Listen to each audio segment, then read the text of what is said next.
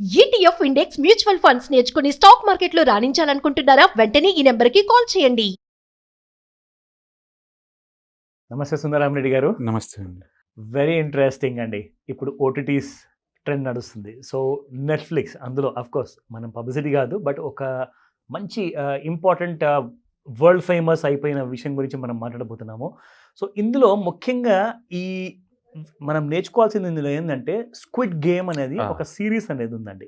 So ఆ సిరీస్లో entertainment ఒక వైపు ఉంటే, లైక్ ఒక వైపు నుంచి ఇంకొక most glorious formation of murders చూపించడం కానివ్వండి, చంపుకోవడాలు, అది కాకుండా అవన్నీ పక్కన పెడితే అసలు చూసేవాడు ఏం నేర్చుకోవాలి ఈ సిరీస్ నుంచి అంటే ఇందులో ముఖ్యంగా నాకేమనిపించిందంటే ఒక మంచి ఫైనాన్షియల్ లెసన్స్ ఏదన్నా మనం నేర్చుకోవచ్చా? ఎందుకంటే అక్కడ చూసి ఎవరెవరైతే వాళ్ళ కష్టాలని వాళ్ళ అడ్వాంటేజ్గా తీసుకున్నారు కదా, అలాంటి కష్టాలు అందరికీ ఉంటాయి.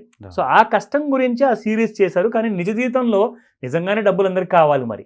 సో దీని గురించి ఎలాంటి కైండ్ ఆఫ్ ఫైనాన్షియల్ లెసన్స్ ఏమైనా నేర్చుకునే స్కోప్ ఉందంటారా? డెఫినెట్గా అండి. ఇది యాక్చువల్గా 2021లో ఓటీటీని ఒక ఊపిన సీరియల్ అండి ఇది, స్క్విడ్ గేమ్స్. ఇప్పుడు పార్ట్ 2 కూడా వచ్చేసింది వరల్డ్ వైడ్గా.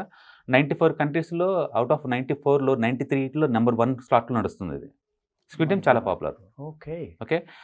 ఇందులో ఏంటంటే ఈ డైరెక్టర్ కూడా ఈ స్టోరీ పట్టుకొని ఆల్మోస్ట్ కొరియాలో ఉన్న అన్ని స్టూడియోల చుట్టూ తిరిగాడండి. ఇది థీము దీని మీదుగా. అతను సొసైటీలో ఈ క్రెడిట్ కార్డ్స్, ఈ అప్పులు పాలైన వాళ్ళు ఎంత స్ట్రగుల్ అవుతున్నారో, వీళ్ళకి నెక్స్ట్ లైఫ్ ఏముంటుంది, వీళ్ళకి నెక్స్ట్ వీళ్ళ ఆలోచన విధానం ఎలా ఉంటుంది అనే దాని మీద థాట్ తోటి మోస్ట్ డిమాండెడ్ వేలో దీన్ని డిజైన్ చేశాడనమాట. కానీ వాళ్ళు ఇది మోస్ట్ వైలెంట్గా ఉంది, ఇది మరీ టెరిఫిక్ వైలెన్స్ ఉంది దీంట్లో, అంటే ఇది ఒక సపరేట్ జోనర్ లాగా ఉంది, ఇంతవరకు ఎవరు కనిపించే జోనర్ ఇది అని చెప్పి ఎవరు తీసుకోలేదు. అదే టైంలో నెట్ఫ్లిక్స్ వాళ్ళు ఏషియన్ మార్కెట్ కొంచెం క్యాప్చర్ చేద్దాం, కొంచెం ఇన్నోవేటివ్ బోల్డ్ కంటెంట్ ఏదైనా ఉంటే ఇన్వెస్ట్ చేద్దామని వాళ్ళు రెడీగా ఉన్నారన్నమాట. ఆ టైంలో ఈ డైరెక్టర్ వాళ్ళకి అది వినిపించడం, వాళ్ళేమో బడ్జెట్ అంత పెట్టలేమని చెప్పేసి చాలా తక్కువ బడ్జెట్ వాళ్ళకైతే, నెట్ఫ్లిక్స్ చాలా పెద్ద కంపెనీ కదా, చిన్న బడ్జెట్ ఇచ్చారు. ఆ బడ్జెట్తోనే తను తీసాడనమాట. అది నెక్స్ట్ హిస్టరీ ఇంకా అది. నెక్స్ట్ హిస్టరీ క్రియేట్ చేసింది. దీంట్లో ఏంటంటే సొసైటీలో ఉన్న ఇన్ఈక్వాలిటీ, అంటే అప్పులు ఉన్నోళ్ళు, అంటే ఫైనాన్షియల్గా ఎలాంటి లేని లైఫ్లు, ఫైనాన్షియల్ బాగా డబ్బును అల్టా రిచ్ వాళ్ళు ఎలా ఆడుకుంటాడు సిస్టాన్ని, రిచ్ ఉన్నోళ్ళు ఈ పూర్వలు సిస్టాన్ని ఎలా ఆడుకుంటాడు అనే దానికనమాట. అంటే ఒక రిచ్ పర్సన్స్కి బోర్ కొడితే, ఓకే, ఈ అప్పుల పాలైన జీవితాల్లో ఎలా గేమ్ ఆడుకుంటారు వాళ్ళు అనేదాన్ని మనం ఎగ్జాంపుల్ తీసుకోవచ్చు. రెండోది ఇక్కడ 456 మెంబర్స్ మొత్తం అప్పుల పైన అందరు కామన్ ఏముంటుంది లింక్ అంటే 456 మంది అండి. దాంట్లో వాళ్ళందరినీ వీళ్ళు మీకు మనీ కావాలంటే ఈ నెంబర్ కాల్ చేయని అని చెప్తారు.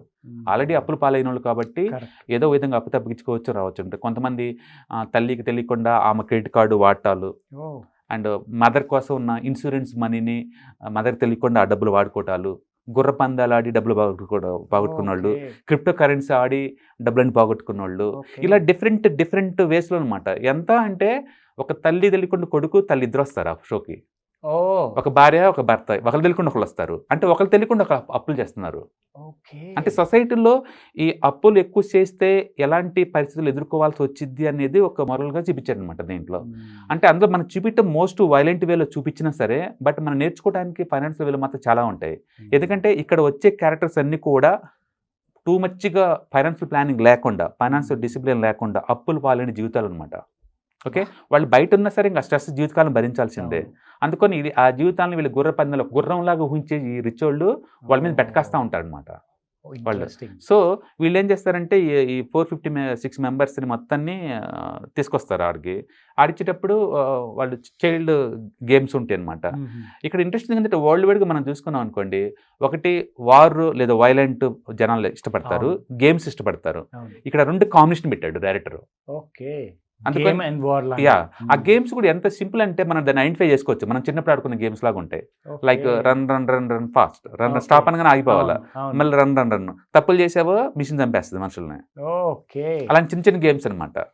అలాగే నెంబర్ 5 అని రాగానే 5 కలిసి ఒక రూమ్ లోకి వెళ్ళిపోవాలా, ఎవరైనా వెళ్ళకపోతే మనం చంపేస్తుంటారు. అలాగే చింతపిక్కల ఆటలు, ఈ టైప్ అనమాట గేమ్స్ అన్ని కూడా చిన్న గేమ్స్ అనమాట. అందుకని యూజర్స్ అందరూ ఇన్వాల్వ్ అవుతారు, వాళ్ళని ఐడెంటిఫై చేయగలుగుతారు అనమాట. అందుకని దాన్ని అంతగా ఎంజాయ్ చేస్తున్నారు వరల్డ్ వైడ్గా. సో ఈ 456 మెంబర్స్ని తీసుకొచ్చేసి వాళ్ళ చేత గేమ్స్ ఆడిస్తూ ఉంటారు. గేమ్లో ఫెయిల్ అవుతే డెత్ అయ్యింది డైరెక్ట్గా, అంటే విన్ ఆర్ డై, 2 సినారియో అంతే. కానీ ప్రతి గేమ్కి ముందు వాళ్ళకి ఓటింగ్ పెడతారు. ఈ గేమ్ కంటిన్యూ చేద్దాం అనుకుంటున్నారా, డ్రాప్ అవుదాం అనుకుంటున్నారా. ఓకే, మీరు కంటిన్యూ చేద్దాం అనుకుంటేనే కంటిన్యూ చేస్తాం అంటే వాళ్ళు మళ్ళీ దాంట్లో ఎతుకులు ఫాలో అవుతున్నారు. వాళ్ళు ఇస్తా ఉన్న అమౌంట్ ఇస్తూ ఉంటారు ఖచ్చితంగా. ప్రతి గేమ్కి గేమ్ మనీ పెరుగుతూ ఉంటుంది. కానీ వీళ్ళకి అర్థం కాని విషయం ఏంటంటే డెప్త్ని గేమ్లో పెట్టుకుంటున్నారు. మన ట్రేడింగ్లో కూడా స్టాప్ లాస్ లేకుండా ట్రేడ్ చేయడం ఎంత డేంజరో 100%. యా, వీళ్ళు కూడా టూ మచ్ రిస్క్ చేస్తున్నారు డబ్బు కోసం. ఎందుకంటే ఆల్రెడీ బయట చాలా అప్పులు ఉన్నాయి, ఈ డబ్బు చాలదు, ఇంకో రౌండ్. బట్ ప్రతి రౌండ్కి కొంతమంది చచ్చిపోతారన్న విషయం వాడు మర్చిపోతున్నాడు. కరెక్ట్. టూ మచ్ రిస్క్ అంటే గ్యాంబ్లింగ్ అనేది ఫుల్ టైం బిజినెస్ కాదని క్లియర్గా చూపిస్తాడు. లాస్ట్కి 456 మెంబర్స్లో ఒక్కడే బతుకుతాడు, మిగతా మొత్తం చనిపోతుంటారు. ఇందులో వింత ఏంటంటే వాళ్ళు చనిపోతున్న ముందే తెలుసు, బట్ ఆయన అంత రిస్క్ తీసుకున్నారు. అంత రిస్క్ వాళ్ళ జీవితాల్లో రిస్క్. అది గ్యాంబ్లర్స్ కదా ఆల్రెడీ బయట కూడా. అంటే ఒక ఫైనాన్షియల్ డిసిప్లిన్ లేకపోతే ఎంతటి ఎక్స్ట్రీమ్ స్టెప్ తీసుకుంటావు అని చెప్పడానికి ఒక గేమ్ రూపంలో చూపిస్తాడు. అక్కడ ఉంది జస్ట్ గేమ్ కాదు, అంతకు మించి అనమాట. జీవితాలతో ఆడుకుంటున్నారు మీరు, బయట కూడా అదే చేస్తున్నారు, ఇక్కడ కూడా వాళ్ళు అదే అంటారు. బయట పోయిన మనం ఎలా సర్వే అవుతాము, గేమ్ కంటిన్యూ చేద్దాం అంటారు. గేమ్ కంటిన్యూ అయితే ఏమవుతుంది, నెక్స్ట్ రౌండ్లో మళ్ళీ కొంతమంది చనిపోవాలా, ఓడిపోయో చనిపోతారు. అంటే ఎవరికి వాళ్ళు కాన్ఫిడెన్స్, నేను విన్ అవుతాను అని. మన ట్రేడింగ్లో ప్రతి ట్రేడ్లోకి ఎంటర్ అవుతాము, ఈ ట్రేడ్ నేను విన్ అవుతా అంటాడు, బట్ లాస్ అవుతా ఉంటారు. ట్రాప్ అయిపోతుంది. యా, మన ట్రేడింగ్ యొక్క పర్సనాలిటీ, గ్యాంబ్లర్ యొక్క పర్సనాలిటీని స్క్విడ్ గేమ్లో పర్సనాలిటీతో ఈజీగా మనం ఐడెంటిఫై చేసుకోవచ్చు. అంటే ఒక అన్ప్లాన్డ్ బ్యాడ్ ఫైనాన్షియల్ డిసిషన్ తీసుకున్న వాళ్ళు ఫర్దర్ లైఫ్ ఎలా ఉంటుందో మనకు క్లియర్గా చూపిస్తారు అనమాట. బేసికల్గా దీని ద్వారా మనం ఏంటంటే ఒక 6 లెసన్స్ నేర్చుకోవచ్చు. ఒకటి, importance of saving the money save చేయకపోతే ఏం జరిగిద్ది మనకు క్లియర్గా చూపిస్తారు ఇందులో పార్టిసిపెంట్స్ అనమాట.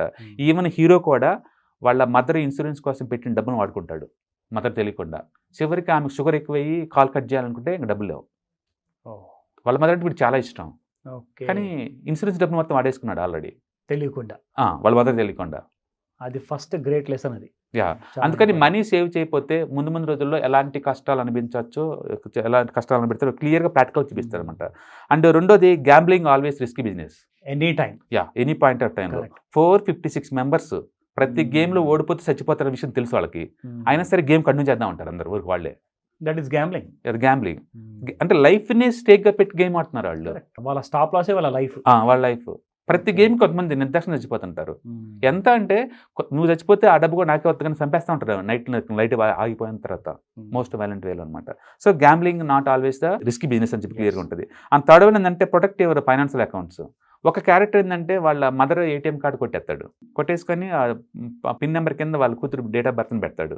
అంటే మనకు ఈజీగా అవతల ఐడెంటిఫై చేయొచ్చు, అవతల పిన్ నెంబర్స్ని ఈజీగా ఐడెంటిఫై చేయొచ్చు అంటాడు. అందుకని పిన్ నెంబర్స్ ఎంత కాంప్లికేటెడ్గా పెడితే నీకు అంత బెటర్ అనేది ఇండైరెక్ట్గా చెప్తాడు అనమాట. వాళ్ళ మదర్ అంటుంది అనమాట, కార్డు కొట్టేసావు నువ్వు, ఎట్టకని పెట్టావు పిన్ నెంబర్ అంటే, నువ్వేం పెడతావు, నా కూతురు బర్త్డే కాదు పెట్టింది అంటాడు వాడు. అంటే ఈజీగా ప్రిడిక్టబుల్ ఉన్న పిన్ వర్డ్స్ పెట్టుకోకూడదు అని చెప్తాను అనమాట. అందుకని స్ట్రాంగ్ ఉన్న పాస్వర్డ్సే పెట్టుకోండి అనమాట. Good example. And fourth one, money అనేది చాలా జాగ్రత్త ఖర్చు పెట్టుకోండి. దొరికింది కదా, వచ్చింది కదా అని చెప్పేసి గొర్రెల పందాల మీద, క్రిప్టో కరెన్సీల మీద, వాటి మీద, వీటి మీద మన రిస్క్ కంట్రోల్ లేని చోట నువ్వు పెట్టకూడదు. మనీని జాగ్రత్త ఖర్చు పెట్టాలని చెప్తాను అనమాట. And fifth one, never under estimate the importance of insurance. వాళ్ళ మదర్కి కాల్ ఇన్సూరెన్స్ ఎక్కువైంది, కాల్ కట్ చేయాల్సి ఉంటుందంటే డబ్బు లేదు, డబ్బు లేకపోతే ఆమె కొన్ని రోజులు చనిపోద్దాము డైరెక్ట్గా. ఆమె చనిపోకుండా ఉంటే కోసం వీడు గేమ్ ఆడటానికి వస్తాడు హీరో, బట్ ఈ డబ్బని తీసుకొని వెళ్ళే సర్కిల్లో చనిపోయి ఉంటుంది. No use. అందుకని ఇన్సూరెన్స్ వాటికి ఈ లైఫ్ సేవింగ్ ఇన్స్ట్రుమెంట్స్ వాటిని స్టేక్ చేసి మనం ఏం గేమ్ ఆడద్దు అని అంటాడు అనమాట. అండ్ సిస్టమ్ సపోర్ట్ ఉండాలి నీకు అంటాడు. ఇందులో గేమ్ ఆట వచ్చిన వాళ్ళందరూ, అప్పులు చేసిన అందరూ కూడా ఏంటంటే ఎవరికి రివీల్ చేయరు. ఒక భార్య భర్తకు చెప్పదు, భర్త భార్యకి చెప్పరు, ఇద్దరు వస్తారు గేమ్కి. వచ్చిన తర్వాత నువ్వు వచ్చావేంటి అని తెలియకుండా ట్రాప్ అయిపోతారు. ఒక తల్లి ఒక కొడుకు ట్రాప్, ఇద్దరు ఒకళ్ళు తెలియకుండా ఒకళ్ళు వస్తారు. ఎందుకు వచ్చావంటే నువ్వు అప్పులు. రియల్లీ చాలా నిజ జీవితంతో ఇది ముడిపడి ఉంది అనుకుంటాను. నిజంగా స్క్విడ్ గేమ్ ఒక ఎగ్జాంపుల్. బట్ అందరు ఇలాంటి చూసి ఎంకరేజ్ చేయకూడదు. బట్ ఏంటంటే ఇవి చూడకుండానే మేము మీకోసం ఇంత కష్టపడి ఇంత మంచి ఎపిసోడ్ చేసాం కాబట్టి, సో ఈ ఎపిసోడ్తో నేర్చుకోండి లైఫ్లో ఈ 6 లెసన్స్ని జాగ్రత్తగా పాటిస్తే మీరే సక్సెస్ఫుల్ అవుతారు డెఫినెట్గా. అందుకని మనీ సేవ్ చేయాలి, మనీని వైజ్గా వాడుకోవాలా, పాస్వర్డ్స్ చాలా స్ట్రాంగ్గా ప్రొటెక్ట్ చేసుకునేలాగా ఉండాలా, వేరే వాళ్ళు ఈజీగా గెస్ చేసేలాగా ఉండకూడదు. అండ్ టర్మ్ ఇన్సూరెన్స్ ఇవి మ్యాండేటరీగా ఉండాలా, సేవింగ్స్ కంపల్సరీగా ఉంచుకోవాలన్నమాట. సో ఈ స్క్విడ్ గేమ్ అంటే గేమ్ లాగా దాన్ని ఎంజాయ్ చేసే బదులు దానికి మనం పనికొచ్చే మ్యాటర్ ఏదైనా చూస్తే చాలా ఉందన్నమాట దాంట్లో వర్త్. యాక్చువల్గా ఆ డైరెక్టర్ సొసైటీలో క్రెడిట్ కార్డులలో లోన్ కట్టలేక వాళ్ళు డిఫాల్ట్ అయిన వాళ్ళ జీవితాలు నెక్స్ట్ రౌండ్లో ఏం జరగబోతుందని ఊహించి రాసిందనమాట. ఇట్స్ ద నాన్ ఇంగ్లీష్ కేటగిరీలో వరల్డ్లో ఫస్ట్ టైం ఎమ్మీ అవార్డ్స్కి నామినేట్ చేయబడ్డ సిరీస్ అనమాట ఇది. అంటే 21లో రిలీజ్ చేశారు సిరీస్ 1, ఇప్పుడు సిరీస్ 2 ఇప్పుడు రిలీజ్ చేశారు మొన్న. అండ్ ఇది కూడా చాలా హాట్ అయింది అనమాట. అంటే content itself is very bold and very violent way అనమాట. డబ్బుతో ముడిపడింది కాబట్టి. ఇప్పుడు వచ్చే మెజారిటీ సినిమాలకి అన్నిటికి ఇన్స్పిరేషన్ కూడా ఈ గేమ్సే. ఒక హీరో పోయి 100 మందిని కత్తిపెట్టి చంపేసుకుంటే పాటు ఇంతకుముందు గన్స్ అయి ఉండేవి, అవును. అలా అనమాట ఇది. Interesting sir, thank you very much.